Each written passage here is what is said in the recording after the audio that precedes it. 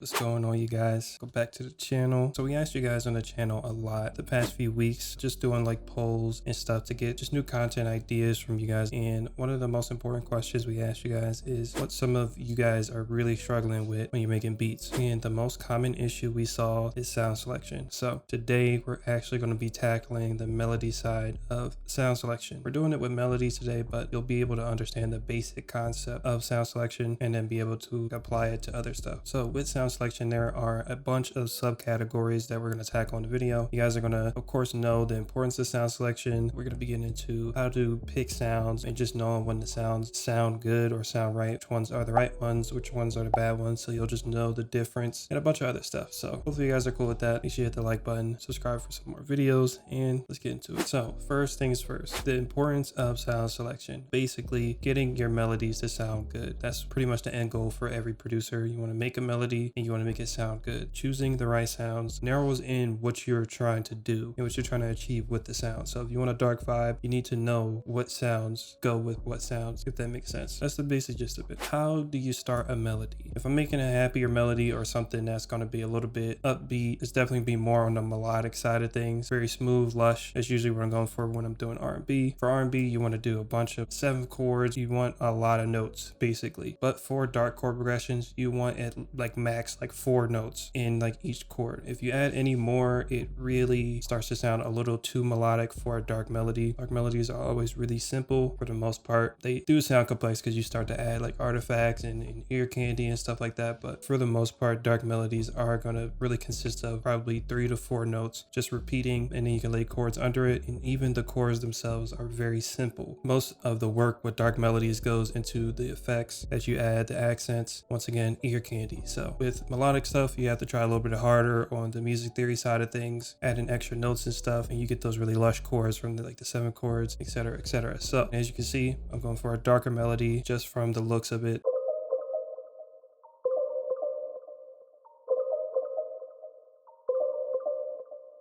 Very, very simple. This is pretty much where I started at with this sample. From there, you can build on the very simple sort of foundation that you set up and start really making the melody. But from there, you can kind of stack layers from counter melodies to lush pad chords or something you want in the background. So this is how you basically start, starting really simple. So good and bad sound selection. What's a good sound? What's a bad sound? Good sound usually just means that it fits the context of your sample. So doesn't necessarily mean the other sounds are bad. It just means they don't fit the sample that you're working with or the melody you're trying to make. So you just got to know what you're looking for. If you're looking for a really noisy sort of lead synth or something like that, then you'll look for that, right? Very opposite if you're looking for something very low frequency, really tucked in the back. You don't really want a lot of high frequencies in it, so you'll look for that. So that's good sound selection. Bad sound selection is if you choose the opposite, something that doesn't really work with your sample. I still have the same little pluck melody pulled up, and we can just switch it out with other things and see which ones are good, which ones are bad for what I'm trying to do. So this is what we was working with originally. Okay, so very ambient, cut some high frequencies out, very chill. You can definitely lay that in the back of the mix. So let's start changing it now.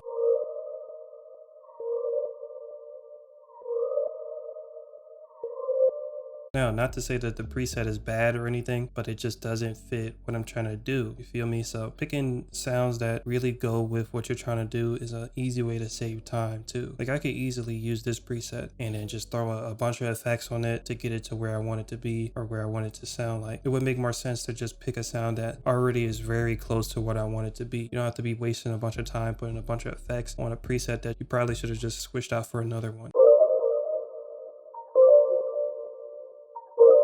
Like that one was cool too, but as you can see from the type, it says distorted keys. That's pretty much what I'm not looking for. It's already too distorted. I'm already going to have a hard time cutting it out of the mix and stuff. Going back to the preset that I actually chose, it just makes more sense in the context of the sample that I'm trying to do.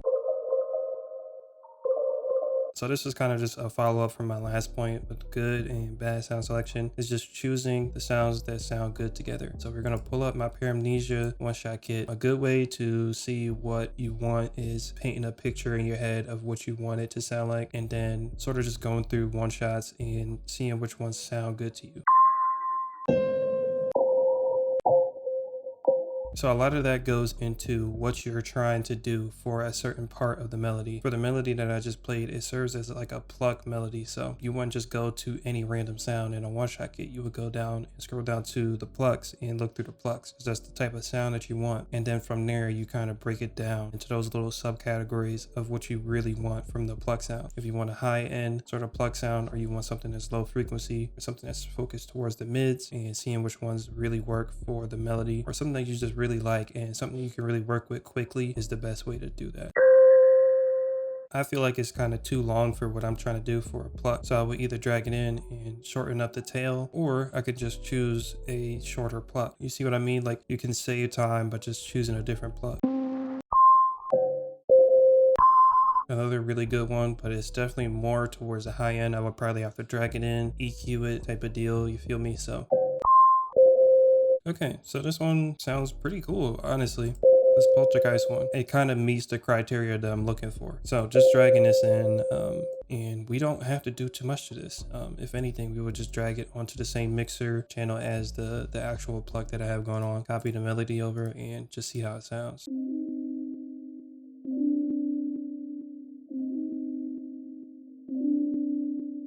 Okay, honestly, that's super hard. It's kind of better than what I picked, but just foundation wise, that added a little bit more depth and a little bit more to work with when you're just starting off with the melody. Like I said, this is what I started with when I started this sample. This would just have easily gave me a little bit more to work with. So after you kind of understand it to an extent, you can get to the sort of advanced part of sound selection. To really get good at sound selection, the most important thing is just intuition, and intuition comes from practice. Intuition itself just means just knowing when a sound sounds good. I've provided examples throughout the video already of us like going through sounds and audibly hearing when a sound is bad or when a sound is good. I'm just telling you guys what sounds good and what sounds bad, but I know this because of just practicing with sampling, just sample making through trial and error. So I'm listening back to the sample and I can hear certain things that I could have changed, certain sounds that I could have changed. I could have used a lower tone for this pluck or this bell shot. It's little nuances like that that you only really learn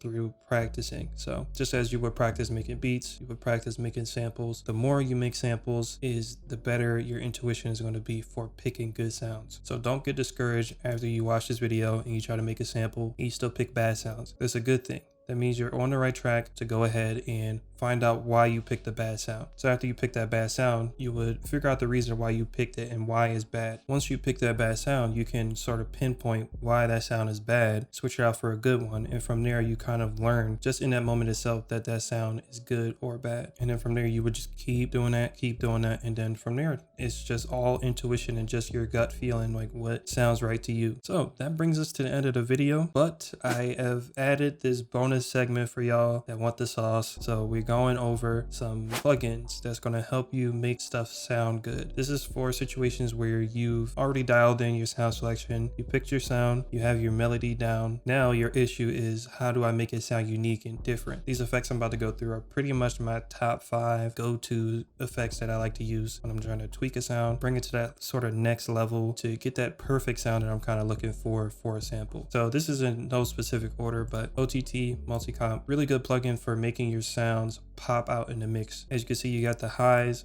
mids, and lows, and you can control which ones are being boosted and which ones are not being boosted.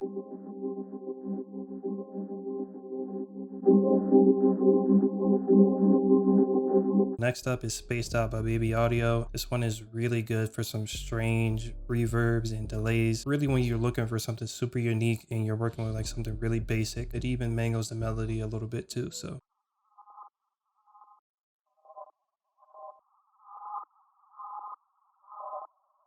I don't know why people are still sleeping on this, but it's called Texture. This thing is goated for exactly what the plugin is called. Adding texture to anything you run it through. One shots, perk loops, drums in general. The possibilities are endless with this texture plugin. It's usually the textures on top of whatever sound I'm making that I'm missing. This is really handy for not having to go through a bunch of packs with textures in it to sort of layer it on top of whatever sounds you made.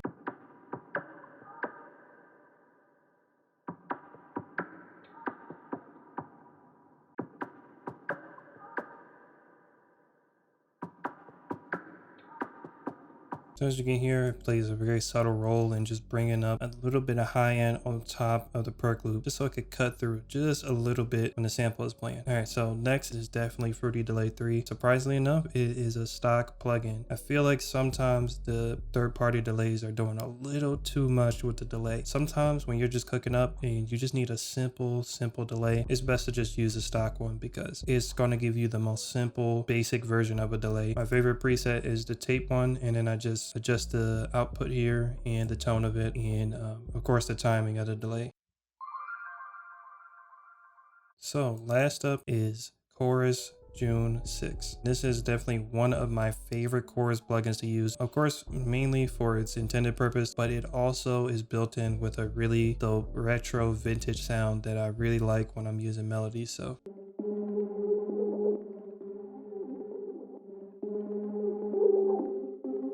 there is a stock version of that June 6 plugin, and it's called Vintage Chorus. It's a part of the new update for FL Studio, so make sure y'all shit is updated. And as you can see, it's very similarly modeled after the Juno 6, just as the other chorus plugin is too. So hopefully you guys did enjoy. Hopefully you guys did learn something. This sort of sound selection concept applies to every sound, textures, accents, the whole spectrum of one-shots pretty much. There's a lot of times where you can't really find that perfect sound, so from there you would just improvise, and as I said before, it's going to take a little bit longer, but you would just use effects and stuff to kind of dial in the sound that you want. That being said, hopefully you guys did enjoy. Like the video up, make sure you subscribe for some more videos like this. Definitely comment down below some suggestions for other parts of this video. I definitely want to do another sound selection, sort of drum bounce video separate from melodies, so let me know if you guys want that too. And yeah, I have the sample pulled up here for y'all. I'm going to play that for the outro, so stick around for that. That being said, appreciate y'all. I used the PARAMNESIA one-shot kit. Definitely go check that out, and a plethora of other really dope kits. Make sure you go check those out too. For PARAMNESIA, it'll be the first link in the description. And